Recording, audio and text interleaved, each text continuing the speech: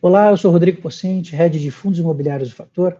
Estamos aqui hoje para falar dos acontecimentos de março de 2024 do fundo VRTA11. O VRTA11 distribuiu aí, em março de 24 90 centavos por cota, perfazendo um dividend yield de 1%, exatamente, visto que a cotação encerrou o mês de março aí a R$90. E atualmente a gente possui uma reserva de 58 centavos por cota. A gente finalizou o mês com 93 milhões de caixa. Esses recursos, obviamente, além de serem destinados para pagamento dos dividendos que acontecem no dia 15, a gente também tem 3 ativos em fase final de análise, provavelmente liquidação deles aí ao longo do mês de abril, por isso que a gente manteve esse caixa um pouco mais elevado. Com parte desse caixa, a gente também liquidou uma compromissada reversa que a gente tinha tomado, tá? Por volta de 15 milhões aí de liquidação de compromissada reversa. Fizemos algumas vendas, a gente tem trabalhado aí na oxigenação da carteira, fazendo algumas vendas do portfólio, gerando algum ganho aí nesses trades. A gente vendeu 4,1 milhões do CRI BB Tecnologia, também vendemos 13,8 milhões do CRI Lote 5.2, e a gente também vendeu 15,1 milhões do CRI LAR Cooperativa. O CRI LAR é um CRI que a gente já tem há algum tempo, também tínhamos alguma concentração nesse ativo, a gente também optou por diminuir essa concentração, obviamente aliado a um ganho de capital. Falando aqui então da performance do fundo ao longo dos meses, a gente vem aumentando o pagamento de dividendos aí ao longo dos últimos meses, então saímos ali do patamar de 70 centavos, onde a gente tinha aí um impacto um pouco mais forte da inflação, viemos cautelosamente subindo aqui esse rendimento, chegamos aí no patamar de 90 centavos, estamos chegando aí no dividend yield de 1%, esses 90 centavos, considerando rentabilidade contra a CDI, um gross-up de CDI, chegando aí a 141,46% do CDI.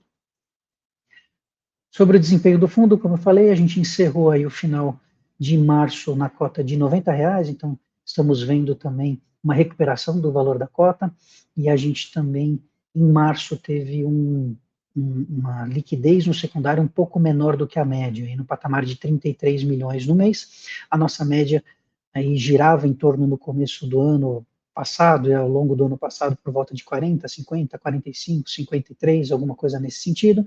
A gente vem tendo uma diminuição dessa negociação no secundário, obviamente por conta da cota estar um pouco mais baixa, existe uma cautela aí, e os cotistas acabam evitando de fazer vendas, então a gente acaba tendo menos oferta, e a gente agora vem vendo esse aumento da cota no secundário, provavelmente a gente também vai ver o aumento da liquidez nos próximos meses, tá? Falando aqui de carteira, a gente sempre bate nessa tecla de diversificação, é uma tese muito forte que a gente tem aqui dentro do fundo, a gente faz uma boa análise de crédito, a gente aprofunda muito o crédito e a gente procura não concentrar nem em ativos, em papéis, em devedores e também em setores, né? A gente faz uma diversificação muito ativa em todos os âmbitos que a gente pode fazer.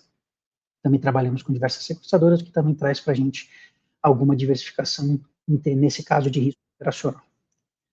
Falando de indexador, o fundo majoritariamente está alocado em IPCA, tem alguma coisinha em CDI e IGPM, mas a gente focou bastante em IPCA, só relembrando um pouquinho da tese, quando o CDI estava um pouco mais alto, a gente fez algumas alocações em CDI, agora com o CDI caindo, a gente se desfaz dessas operações em CDI e volta a alocar mais em IPCA. Lembrando que o nosso benchmark é atrelado a IPCA, que é o IGPM, é o IPCA mais 6.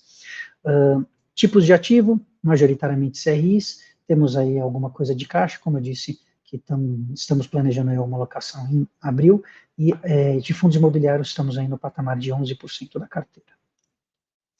A taxa média dos fundos, aqui é um ponto interessante, se a gente perceber a evolução dessa taxa média, a taxa de aquisição saiu ali de 2020 e 2021 de um patamar de IPCA mais 5,8 para um patamar de IPCA mais 7,20, né? Então a gente tem feito tanto as novas alocações quanto a oxigenação e os trades da carteira e trazendo aí um aumento dessa rentabilidade média aí para o cotista. 97,2% da carteira está em ativos atrelados a IPCA e somente 1,1% da carteira em ativos atrelados a CDI, o restante é uma outra operação em IGPM e IGPDI, muito pequenininho, muito residual. Nosso prazo médio está aí em torno de 4,85 anos, a gente chegou num determinado momento a ter quase 6 anos aí de prazo médio, a gente vem diminuindo também esse prazo médio.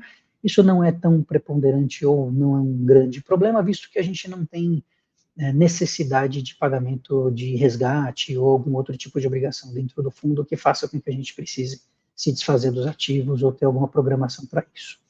Falando aqui da sensibilidade do dividend yield, a gente vem sempre mostrando essa tabela aqui.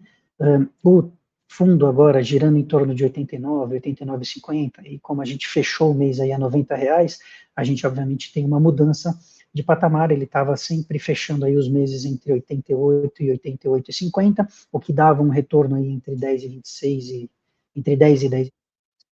Esse patamar um pouco mais elevado de cota no secundário, a gente vê aí o dividend yield diminuindo um pouquinho, mas ainda assim patamares super adequados, super elevados. Se a gente perceber aí o risco-retorno da carteira, ter um retorno a R$90 aqui, a cota de IPCA mais 9,54, é um retorno fantástico para o que a gente tem hoje de risco dentro da carteira.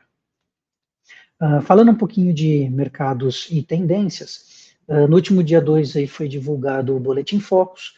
As estimativas de crescimento da economia melhoraram, passando aí de 1,85 para 1,89 em 2024, e para 2025 a expectativa ainda é alta, aí de uma alta aí de 2%. Ainda em março, o Copom reduziu mais meio ponto a taxa Selic, chegando agora ao patamar de 10,75. É um consenso de mercado que essa taxa deve finalizar entre 9 e 9,25. A gente tem acompanhado, a inflação tem,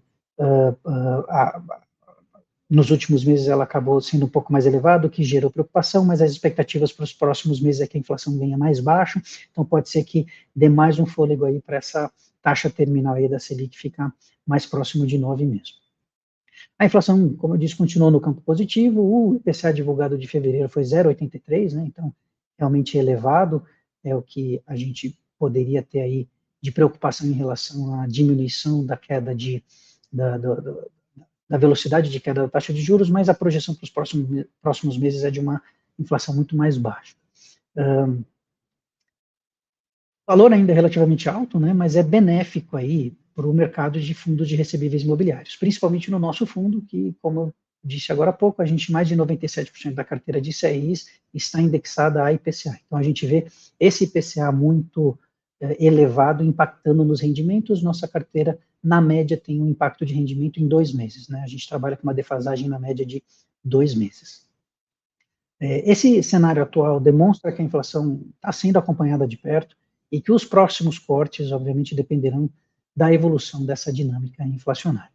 Particularmente para o universo de fundos imobiliários, essa notícia é importante, dado que existe uma correlação enorme entre taxa de juros e a expansão ou diminuição do mercado de fundos imobiliários. Quando a taxa de juros cai, a tendência é que as cotas dos fundos imobiliários e esse mercado se expanda, cresça e aumente aí a sua atuação. Então, é basicamente essa grande vantagem que a gente tem em ter uma queda de taxa de juros um pouco mais efetiva aí para os próximos meses. É isso que a gente está torcendo para que aconteça. Tá bom? Obrigado e até a próxima.